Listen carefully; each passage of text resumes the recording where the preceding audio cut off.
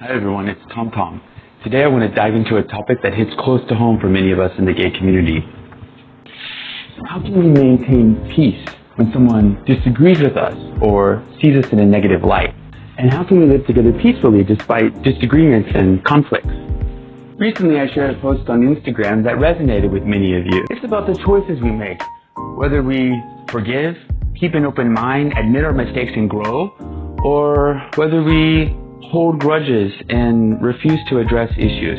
These choices are crucial in determining whether we can live peacefully together or let our community be divided by unnecessary conflict.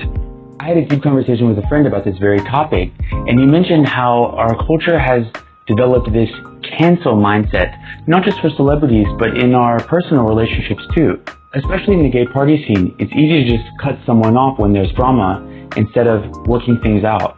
But the truth is, avoiding someone or canceling them doesn't solve the underlying issue. It just delays the inevitable. In smaller communities like certain scenes in Taipei, it's impossible to avoid someone forever.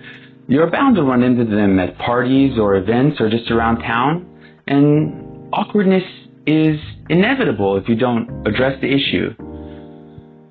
That's why it's important to reconcile and find a way to coexist peacefully. One thing that stood out in our conversation is how different cultures approach conflict. For example, a Taiwanese friend of mine said that even when they're in a fight together with another Taiwanese guy, they're still able to party together. And perhaps it's because they see these relationships as long-term investments, even when there's drama. They might be willing to work things out because they expect to be a part of this community for the long haul. On the other hand, foreigners or those who've lived in transit cities around the world like New York or LA, they might be quicker to block and cancel, thinking it's not worth fixing what might not last. But what happens when you've done your part? You've listened, apologized, tried to make amends, and the other person still refuses to move on.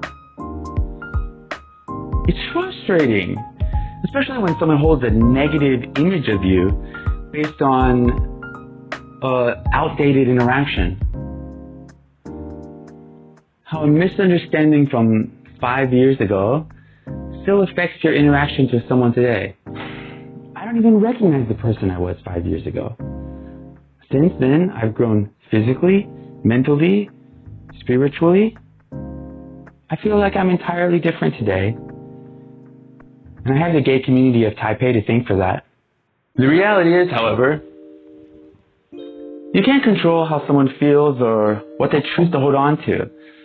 You can't satisfy everyone's needs or impressions, and you don't need to be loved or liked by everyone.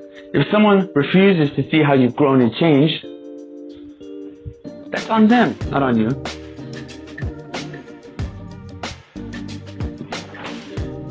I think many of us struggle with the desire to fix things, especially when we know we've changed and we want others to see that. But sometimes it's not about fixing the solution. It's about accepting that you've done all that you can. We should recognize when it's time to let go and trying to change other people's opinions. It's also interesting to reflect on why we care so much about certain people's opinions. Why do I give hot guys feelings more weight than others? I think if this guy wasn't so handsome, I wouldn't care how he sees me. It's a tough reality, but that's something I need to acknowledge and address within myself. At the end of the day, what matters most is that we grow from these experiences and we continue to build positive relationships. It's good to grow and reflect and learn from our mistakes. But it's equally important to realize and recognize that not everyone will come along on that journey with you, and that's okay. So let's make the choice to forgive, keep an open mind, and address conflicts head on. But also be gentle with ourselves when things don't work out. We can't control others, but we can control how we react and how we move forward. Thanks for watching. If this message resonated with you, please share it with others. And remember, our community is only as strong as the relationships we choose to nurture. Let's keep the conversation going, and let's work to build a community where we can all thrive. Thanks for listening. See you around.